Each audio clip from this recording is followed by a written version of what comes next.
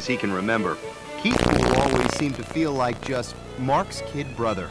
I used to go watch him play football and tell everybody, that's my older brother. You know, he'd intercept the ball and run 90 yards for a touchdown. And I love that. I love telling everybody, that's my older brother and stuff. Well, he'd tell me, you know, once I get to high school, everybody's going to know me because I'm Mark's little brother. I did everything exactly like him. I talked like him. I walked like him. I did everything he did. Played football because he played football and stuff like that. They were inseparable. Really nothing more than typical brothers. Fighting one day, playing the next. But on October 26th, 1988, their parents' anniversary, everything changed. It was after football practice. Mark caught a ride home with a teammate. And at this intersection, just 1 block from home, a car ran a stop sign. Mark's friend was killed. Mark's neck was broken. I've had friends that broke their necks and they were playing on the football team. They just didn't have the nerve damage that I did. And I don't know what caused it, and I still don't completely understand it, but it's, right now at this point, it's irreversible. Mark was crippled, his adoring brother devastated. And he said he was never going to play a sport again. He said, if Mark can't play anything on, I don't want to play either. He was a perfect kid, great athlete, good in school. Everybody loved him. And it happened to him, it just made me mad. It was kind of a personal thing, actually. You know, whereas I wasn't the big guy on campus, but I didn't want my brother to just be a little punk, you know? He changed me. He made me do things. He made me play football, made me do my homework and stuff, and pushed me because he couldn't do it anymore. And so Keith took up where Mark left off. In the space of a single season, he went from indifferent and reluctant to junior varsity MVP. Soon, there was no stopping him because there was no catching him. All he did was all anybody could imagine. I remember seeing a highlight tape, basically, and the one play I remember is a streak across the middle where he had laid out and had caught the back end of the ball. Just a terrific catch. Snyder was so impressed that when he moved from Cal here to Arizona State in the middle of Keith's senior season, he worked hard to convince the recruit to come along with him. And that's really no big deal. That sort of thing happens all the time, except for one small coincidence in this case. Ever since the 1987 Rose Bowl, when Arizona State had beaten Michigan, the Sun Devils had been Mark Poole's absolute favorite sports team. In Keith's first 2 years at Tempe, he prospered. And it's a foot race, and Keith Poole's going to win it. Touchdown! Last January, things got even better. His older brother enrolled on campus. For Mark, it was something of a 2-for-1 deal. He got back the companionship of his little brother and a chance to be near his favorite team. If I would have been told back in my junior year, hey, you've been paralyzed neck down, or the chest down, not able to walk, I would have said, hey, let me die, you know? But now, I mean, I've come a long way, and I have stuff to look forward to. I look forward to coming out here, and something that, you know, keeps me going. And coaches allow me to come out to practice, and most fans don't get to watch their favorite team practice. Mark considers himself lucky. Sometimes, though, it's hard to figure out who gets the most out of it. It's 110 out here, and I don't feel like running. I look over at him, and I say, I got to do it, because he would do anything to be doing this. For all the time that Mark has spent with the team, at its 10-day summer camp, at its preseason two-a-days, as a special guest at booster luncheons, when it comes to his favorite team and player, there is one thing he never witnessed: a home game. That finally changed the second week of this season.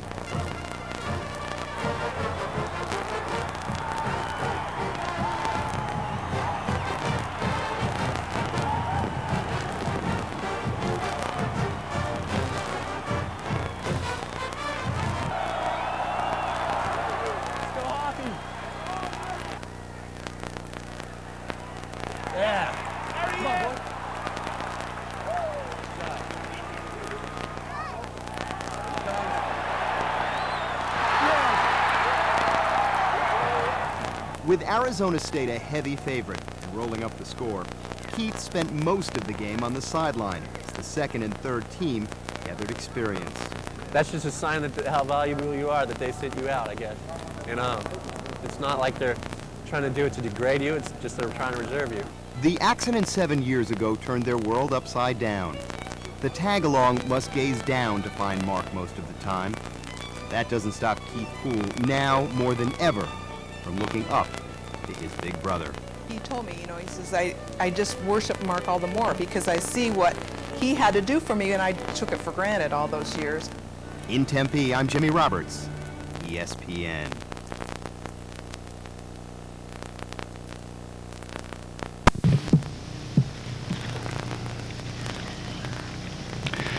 As many of you well know, our next presenter is a star wide receiver right here in Tempe for the ASU Sun Devils. He's been referred to as the second coming of Lance Allworth.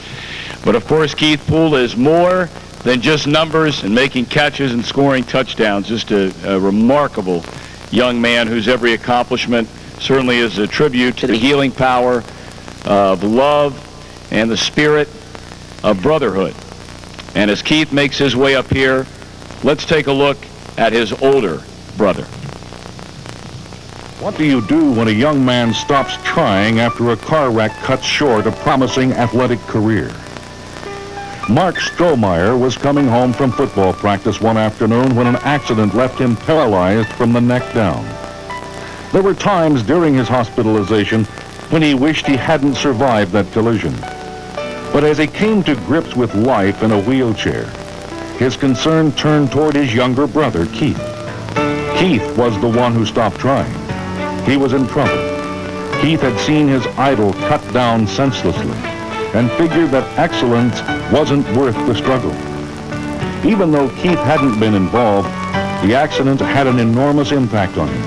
His schoolwork was slipping. He was giving up sports. He was dropping out. Mark wasn't about to let that tragic event claim another victim. He had never told his kid brother that he thought he had the makings of a fine athlete. It was time to get him motivated, get him going, kick his butt. And with his big brother setting challenges before him once again, Keith woke up to the possibilities that life offered. He had always followed his brother's example. Seeing Mark make the best of what life had given him was Keith's inspiration. You may have heard of Keith Poole. He and his brother Mark share the same parents, but Mark adopted the last name of their stepfather. Keith became a star receiver for ASU, and Mark is majoring in business on the same campus, the home of the football team he loved when he was a boy. Things didn't work out for the two brothers the way they thought they would. Mark was going to be the star athlete, and Keith was going to follow him. But Keith still looks up to his brother, just like when they were kids. And where once there might have been only one football hero in the family, now there are two. I think everybody in this room tonight has somebody that they look up to and that has inspired them throughout their life. For me, that happens to be my older brother, Mark. After his accident, it was tough for me to see him from a 6'3", 210-pound linebacker to not being able to breathe or even talk on his own. After Mark noticed that I was slipping in my schoolwork and not playing football, not doing sports, he kind of inspired me to start playing football again, and ever since that day, he has supported me 110%. Personally, I think he supports me because when I was about 1 year old, he tried to drown me in the toilet, so I think he's feeling a little guilty about that. But I just want to introduce to you my brother, my best friend, and the person I idolize the most for this Gene Autry Award, and that's Mark, my brother.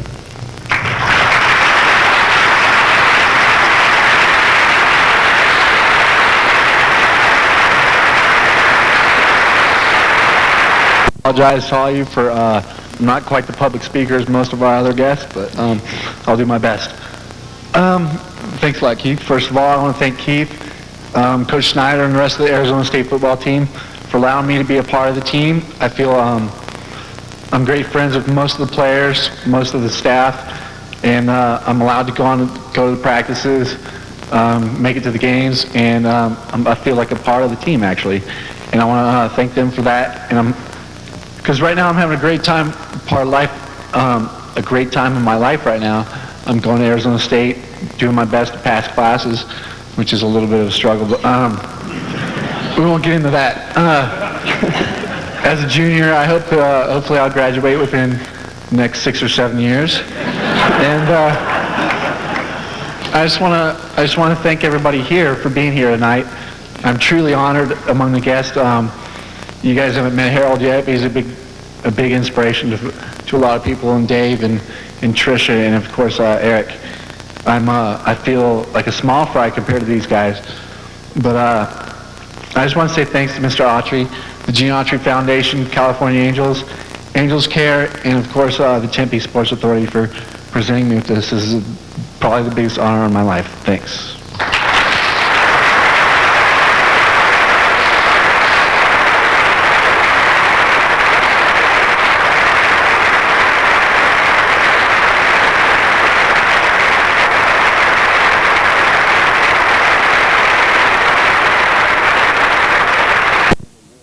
Nightmare. Many people want to turn away from the horror of it. A bus full of school children is hit head-on by a drunk driver. 24 students and 3 adults are killed when the gas tank explodes, engulfing the bus in flames. 14-year-old Harold Dennis, asleep near the front, remembers reaching the back of the bus before a rescuer pulled him out. He remembers receiving immediate medical attention, but his recollection of the first few days in the hospital is vague. He had been so badly burned his eyes were swollen shut.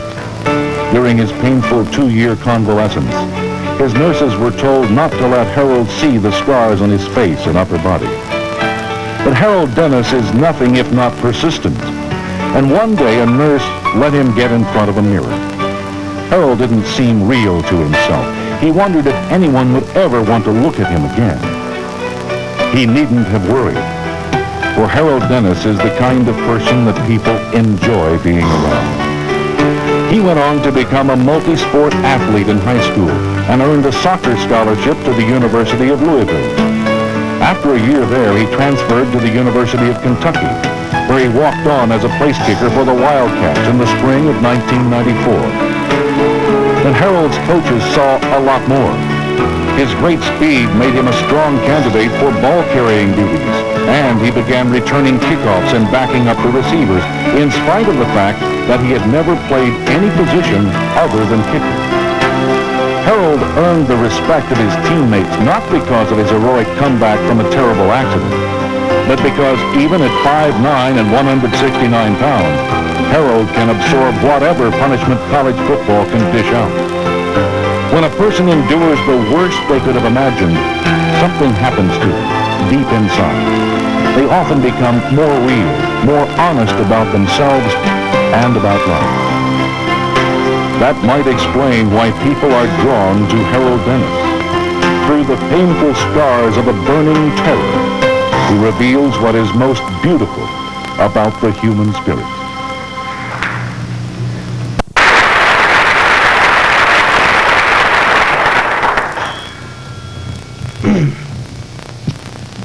Well, it's definitely a great honor to be here in the state of Arizona. I've never been here and enjoying the nice weather and the women I've seen. I just might not go home.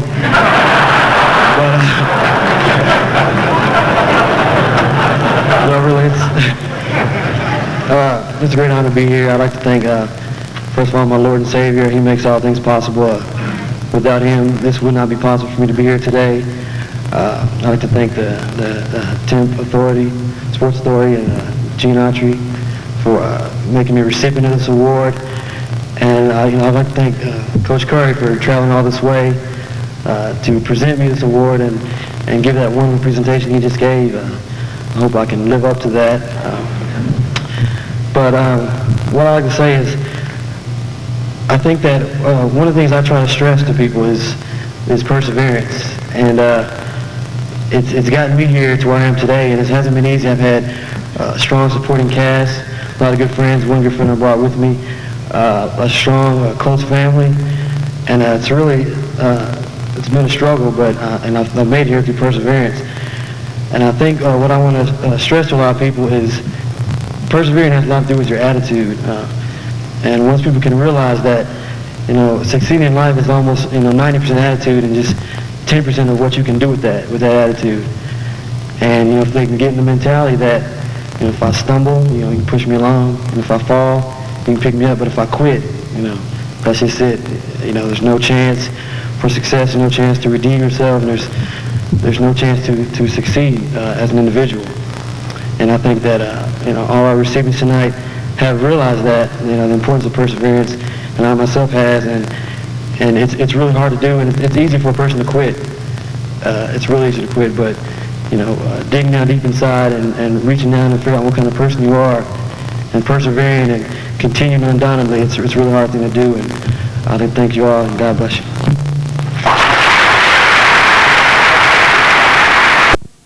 But when you talk about inspiration, that's nothing new to you. No, it isn't. And most athletes look for a source of inspiration and motivation. For me, it happens to be my son Gunnar, who suffers from cystic fibrosis. The things that you can learn and the battle that he constantly has really puts the football game and everything in perspective. And certainly all athletes are looking for that inspiration and motivation. You'd be surprised how many are really touched by tragedies that have happened in their lives. And one of the biggest sources of inspiration on the Sun Devil football team is Keith Poole, one of the best receivers in the country, and his brother Mark, who himself suffered a tragic accident. Mark Lewis has a look at that. With all the excitement surrounding the ASU program right now, fans are going wild over this team, but you won't find a more staunch fan of ASU football than Mark Strohmeyer. We're waiting a year for this. Mark's passion for the maroon and gold is tied directly to number 3, Keith Poole, who is his younger brother. 8 years ago, Mark was involved in a car accident that broke his neck and left him in a wheelchair. Before the accident, we were typical brothers. We used to scrap. I mean, there wasn't a day It wasn't always like this. we didn't fight, and he'd pin me down and spit on me. He was just like every older brother. But we were so competitive in sports and stuff. We played during baseball season. We'd play every day. During football season, we played football every day, and we're competitive. And I used to beat him in all those sports and stuff. They can't keep on Poole now. The competition between brothers turned to camaraderie after Mark's accident. Keith, who idolized his older brother, had his spirit broken by Mark's condition. He simply wanted to give up, but Mark wouldn't let him. It's pretty inspiring. I owe everything. I'm here because of him, because he got me going again and stuff. I think if you're around him and you talk to him, he inspires everybody in a special way. I mean, you can be down, you could be in a bad mood or something, he can put you in a good mood. He's a funny guy. And a confident guy as well. Confident enough about himself to admit living vicariously through his brother's on-the-field exploits. If Keith wasn't doing this, I wouldn't have the access to the field, to the players, to the media, all that he has, and I am living basically through him. Not afraid to admit that. However, not afraid to admit to a little competition still existing between he and his brother. There's still competition. My grades are better than his. So. I don't care about that much. It's obvious what these brothers do care about a great deal is one another. You could say they're each other's biggest fans. I'm Mark Lewis for Saturday Sports Jam. All right, so good luck to the Sun Devils tomorrow night against North Texas. We know that Mark Poole's going to be out there watching the game. Absolutely, and ASU's off to a good start, and they can get it to a better start with the big game looming against Nebraska. Meanwhile...